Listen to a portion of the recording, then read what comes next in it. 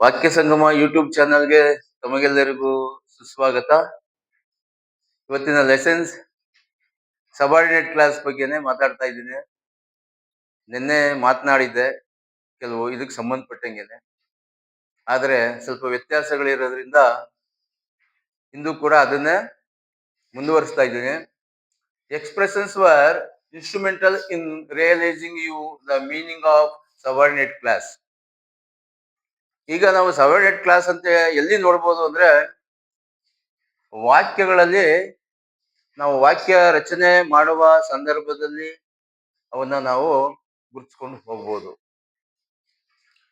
ಒಂದು main clause, ಮತ್ತೊಂದು subordinate clause. Subordinate clause ಅಂದ್ರೆ ಉಪವಾಕ್ಯಾಂಗ, ಮೈನ್ ಕ್ಲಾಸ್ ಅಂದ್ರೆ ಮುಖ್ಯ ವಾಕ್ಯಾಂಗ ಅಂತೇಳಿ ನಾವು ಅರ್ಥೈಸ್ಕೋಬೇಕು. Even if you take a taxi you will still miss your train. ಇಲ್ಲಿ ಇವನ್ ಇಫ್ ಅಂದ್ರೆ ಇಲ್ಲಿ ನಾನು ಕಂಜಕ್ಷನ್ ಆಗಿ ತಗೊಂಡಿದ್ದೇನೆ. ಅದರ ಹಿಂದಿನ ಒಂದು ವಾಕ್ಯ ಏನಿದೆ, ಕಾಮ ಕೊಟ್ಟಿದ್ದೀನಿ ನೋಡಿ, ಇದನ್ನ ನೀವು ಅರ್ಥ ಮಾಡ್ಕೊಂಡ್ರೆ ಇದು ಯಾವುದೇ ಸಫಲತೆ ಇಲ್ಲ ಎಂಬ ಅರ್ಥದಲ್ಲಿ ಇವನ್ ಇಫ್ ಅನ್ನ ನಾವು ಬಳಸ್ತಾ ಇರ್ತೀವಿ ವಾಕ್ಯದಲ್ಲಿ. Even if you take a taxi you will still miss your train. ನೀವು ಟ್ಯಾಕ್ಸಿ ತಗೊಂಡು ಹೋದ್ರು ಟ್ರೈನ್ಗೆ ಹಿಡಿಬೇಕು ಅಂತೇಳಿ ಟ್ರೈನ್ ಮಿಸ್ ಆಗುತ್ತೆ ಅನ್ನೋ ಯಾವುದೇ ಪರಿಣಾಮ ಬೀರುವುದಿಲ್ಲ ಎಂಬ ಅರ್ಥದಲ್ಲಿ ಇವನ್ ಇಫ್ ಎಂಬ ಪದವನ್ನ ನಾವು ಬಳಸ್ತೀವಿ. I wouldn't ride a horse even if you paid me. ಇಲ್ಲೂ ಅಷ್ಟೇ, ಇದರ ಹಿಂದಿನ ವಾಕ್ಯವನ್ನ ನೋಡಿ, ಈ ಸಬಾರ್ಡಿನೇಟ್ ಕ್ಲಾಸ್ ಅನ್ನ, ಆಗ ನಿಮ್ಗೆ ಅರ್ಥ ಆಗುತ್ತೆ. ನೀನು ನನಗೆ ಹಣ ಕೊಟ್ಟರು ಕೂಡ ಅದು ಏನು ಪ್ರಯೋಜನ ಇಲ್ಲ. ನಾನು ಆರ್ಸನ್ನ ಅಂದ್ರೆ ಕುದುರೆಯನ್ನ ಏರುವುದಿಲ್ಲ, ರೈಡ್ ಮಾಡಲ್ಲ ಅನ್ನೋ ಅರ್ಥದಲ್ಲಿ, ಓಡಿಸೋದಿಲ್ಲ ಎಂಬ ಅರ್ಥದಲ್ಲಿ ಈ ವಾಕ್ಯ ಇದೆ. He wore dark glasses so that nobody would recognise him.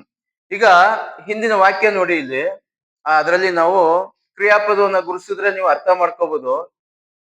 Recognise ಅಂದ್ರೆ ಒಬ್ಬನ ಪತ್ತೆ ಗೊತ್ತಿರೋವನ್ನ ನಾವು ನೋಡಿದಾಗ ಪತ್ತೆ ಹಚ್ಕೊಳ್ಳೋದಕ್ಕೆ ರೆಕಗ್ನೈಸ್ ಎಂಬ ಶಬ್ದವನ್ನ ಅರ್ಥದಲ್ಲಿ ನಾವು ಬಳಸ್ತೀವಿ. ಅದನ್ನೇ ಈಗ he wore dark glasses so that nobody would recognise him. ಅವನನ್ನ ಯಾರು ಕಂಡುಹಿಡಿಯಬಾರದು, ಗುರುತಿಡಿಬಾರದು ಅನ್ನೋ ಒಂದು ಉದ್ದೇಶ ಇಟ್ಕೊಂಡು ಅದಕ್ಕೋಸ್ಕರ ಏನ್ ಮಾಡ್ತಾ ಇದ್ದಾನೆ ಅವನು, ಈ ಕಪ್ಪು ಗ್ಲಾಸ್ ಅನ್ನ, ಡಾರ್ಕ್ ಗ್ಲಾಸ್ ಅನ್ನ ಧರಿಸಿದ್ದಾನೆ ಎಂಬ ಅರ್ಥದಲ್ಲಿ ಈ ವಾಕ್ಯ ಅರ್ಥ ಆಯ್ತಾ ಇದೆ.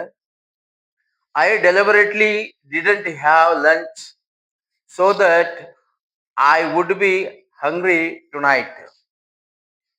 ಇವತ್ತು ನಾನು ಹಸುವಾಗಿರ್ಲಿಂದೆ ಇಲ್ಲಿ ಅದಕ್ಕೋಸ್ಕರನೇ ಎಂಬ ಅರ್ಥದಲ್ಲಿ ಸೋ ದಟ್ ಇದೆ.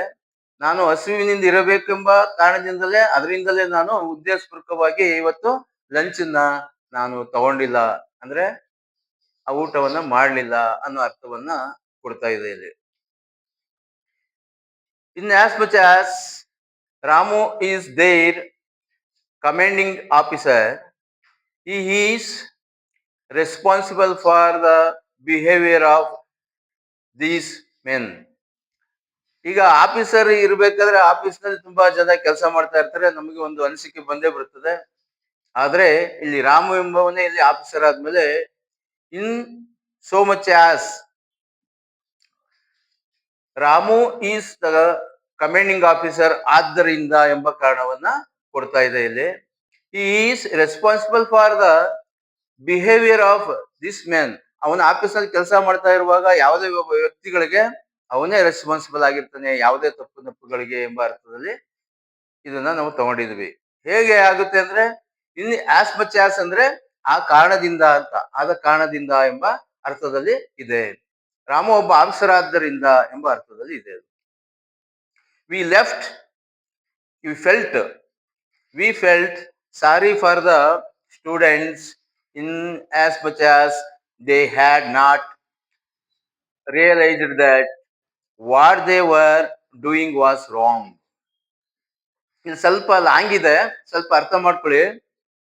V felt sorry for the students in as much as they had not realized that what they were doing was wrong. ಇಲ್ಲಿ ಸ್ಟೂಡೆಂಟ್ಸ್ ಏನ್ ಅವರ ತಪ್ಪನ್ನ ಮಾಡ್ತಾ ಇದ್ದಾರೆ ಎಂಬುದನ್ನ ಅವ್ರಿಗೆ ಅರಿವಿಲ್ಲದೆ ಇರೋದ್ರಿಂದ ಆದ ಕಾರಣ ನಾವು ಇವಾಗ ಏನ್ ಮಾಡ್ಕೊಂಡಿದೀವಿ, ನಾವು felt sorry for the student. ಅವ್ರಿಗೆ ನಾವು ಅವರ ಬಗ್ಗೆ ನಾವು ಏನ್ ಮಾಡಿದ್ವಿ, ಫೀಲ್ ಆಗಿದ್ವಿ, ಅವರ ಬಗ್ಗೆ ಸಾರಿಯನ್ನ ಬಯಸ್ಬೇಕಾಗಿದೆ ಎಂಬ ಅರ್ಥದಲ್ಲಿ ಈ ಒಂದು ವಾಕ್ಯ ಇದೆ. He worked in Kerala as well as Karnataka as well as Kerala. He worked in Karnataka as well as Kerala ಅಂದ್ರೆ ಜೊತೆಗೆ ಎಂಬ ಅರ್ಥದಲ್ಲಿ ಆಸ್ ವೆಲ್ ಆಸ್ ಅನ್ನ ನಾವು ಇಲ್ಲಿ ತಗೊಂಡಿದ್ವಿ.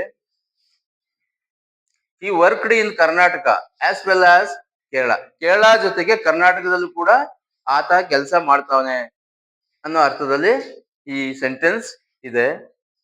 8ನೇದು, phone them as soon as you hear news. ಇಲ್ಲಿ ಕೂಡಲೇ ಎಂಬ ಅರ್ಥದಲ್ಲಿ ಆಸ್ ಸೂನ್ ಆಸ್ ಅನ್ನ ನಾವು ತಗೊಂಡಿದ್ವಿ. ಆದ್ರೆ ನೀನು ನ್ಯೂಸ್ ಅನ್ನ ಕೇಳಿದ ಕೂಡಲೇ ಆ ತಕ್ಷಣನೇ ನನಗೆ ಫೋನ್ ಮಾಡು ಎಂಬ ಅರ್ಥದಲ್ಲಿ ಆ ವಾಕ್ಯ ಇದೆ. ಹೀಗಾಗಿ ನಾವು ಈ ಕ್ಲಾಸಸ್ ಅನ್ನ ಮಾಡಿದಾಗ ಅಲ್ಲಿ 2 ವಾಕ್ಯಗಳು ಸಮ್ಮಿಲಿತ ಆಗ್ತದೆ. ಆಗ ನಾವು ಮಾತನಾಡೋದಿಕ್ಕೆ, ಅರ್ಥ ಮಾಡ್ಕೊಳ್ಳೋದಿಕ್ಕೆ ಸ್ಪೀಡ್ ಆಗಿ, ನಾವು ಇಂಗ್ಲಿಷ್ ನ ಸ್ಪೀಡ್ ಆಗಿ ಅರ್ಥ ಮಾಡ್ಕೊಂಡು ಬೇರೆಯವ್ರಿಗೂ ಕೂಡ ಅರ್ಥವಾಗುವಂತೆ ಮಾತನಾಡೋದಕ್ಕೆ ಸುಲಭ ಮಾರ್ಗ. ಈ ರೀತಿ ನಾವು ಕಂಜಕ್ಷನ್ಗಳನ್ನ ಈ ವಾಕ್ಯಗಳಲ್ಲಿ ತರ್ತಾ ಇರ್ತೀವಿ.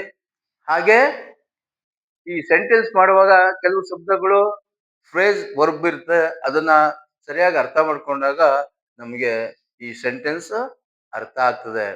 ಇದುವರೆಗೆ ನಿಮ್ಗೆ ನಾನು ವಾಕ್ಯಗಳಲ್ಲಿ ಎಷ್ಟು ಸಾಧ್ಯನೋ ನಿಮ್ಗೆ ಸುಲಭೀಕರಿಸೋದಕ್ಕೆ ಅಷ್ಟು ಸುಲಭವಾಗಿ ಈ ವಾಕ್ಯಗಳನ್ನ ನಾನು ಮಾಡ್ಕೊಂಡು ಹೋಗ್ತಾ ಇದ್ದೀನಿ.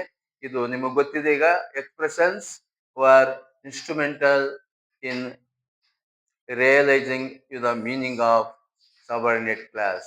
ಇಲ್ಲಿ ಇನ್ಸ್ಟ್ರೂಮೆಂಟಲ್ ಅಂದ್ರೆ ನೀವು ಅರ್ಥ ಮಾಡ್ಕೋಬೇಕು. ಇಲ್ಲಿ ಇನ್ಸ್ಟ್ರೂಮೆಂಟ್ ಅಂದ್ರೆ ಯಾವುದೋ ಉಪಕರಣ ಆಗಿರೋದಿಲ್ಲ.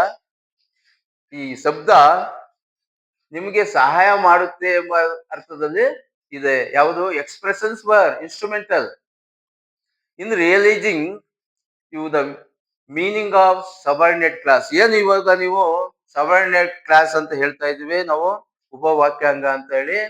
ಅದನ್ನ ನಿಮಗೆ ಅರ್ಥ ಮಾಡಿಕೊಳ್ಳಲಿಕ್ಕೆ ಅದು ಸಹಾಯಕವಾಗಿರುತ್ತದೆ. ಯಾವುದು?